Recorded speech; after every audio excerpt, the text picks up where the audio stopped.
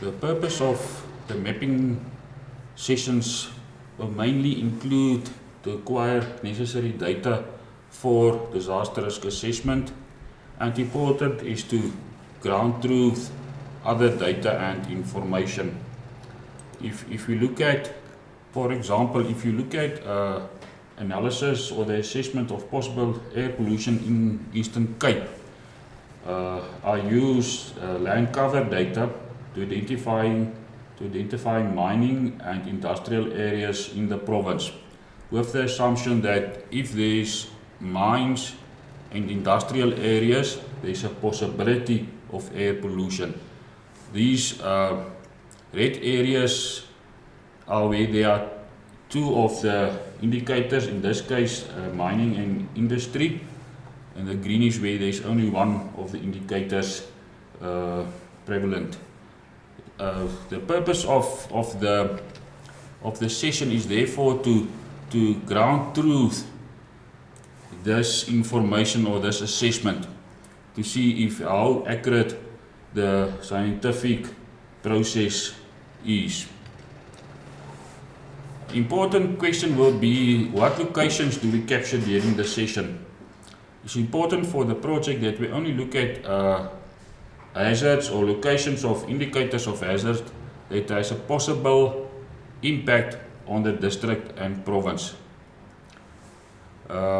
Example here is we're going to look at potholes, but not unfortunately the pothole in front of your house, but the potholes in a stretch of roads that can lead to accidents or serious accidents, killing people, or spillage of hazmat material. And then we're going to look at the the spreadsheet that we completed during the previous contact session. This one was done for Nelson Mandela. Here's all the possible hazards that we looked at. Here's one: hazardous material spill or release of storage of hazardous material. And here we say that there's a Transnet tank farm, but it's planning to move, and then we contact Nelson Mandela Fire Department. When we look at the possible location of these tank farms, can we map it now, or can you provide information that I can type in so that I can locate the specific tank farms and see what impact does it have on the environment around the tank farms? Another option for information is the location of fire stations, hospitals, clinics, and so forth. In most cases, the GIS department will have this information, but if not, then the session can be used to identify important infrastructure such as hospitals, fire stations, and so forth.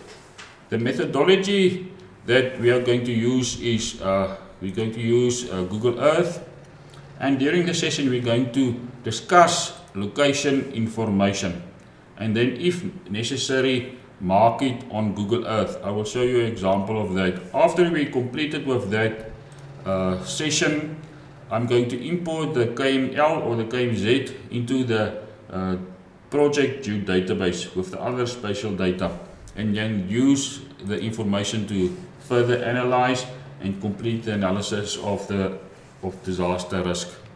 If I go to my Google Earth Pro, for example, we will zoom into a specific area, and then you will tell me this. For example, this area here, we know it is an important industrial area. Here's some important agricultural areas, and that area there maybe is prevalent for flooding. So what I'm going to do is I'm going to create a polygon around that area. Let's say like this,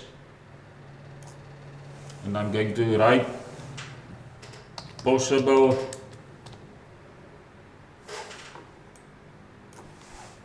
possible flood area and other important information that you want to provide. Okay, there's my first one. The easiest way to manage it is to create another folder here. I will call it Nelson Mandela.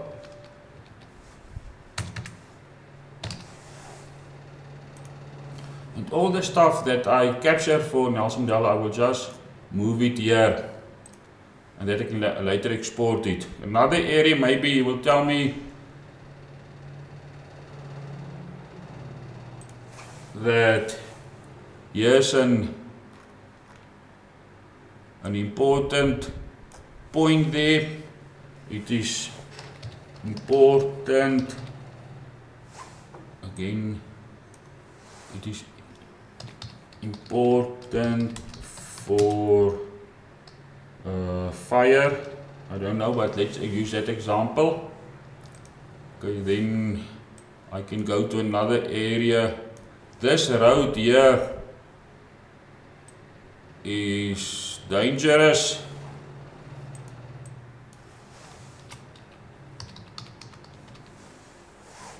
And so I will build the database. And at the end I'm going to export or email this to me, and then I will import the specific data. After that, like I've said, I'm going to use it in analysis. There are two ways how we can do this. One, we start with a mapping session to introduce the concepts and what we need to capture. And then we can give you a day or two to capture it on your own. Or you can decide, no, let me help you, and we use another 3-hour session to capture important information.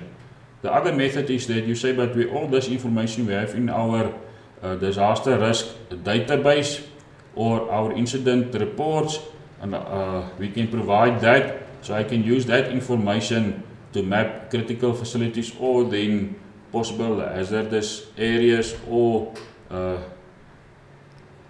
indicators for hazards. It depends on how we're going to need that. But this is the format of the sessions that we're going to do during the mapping exercises.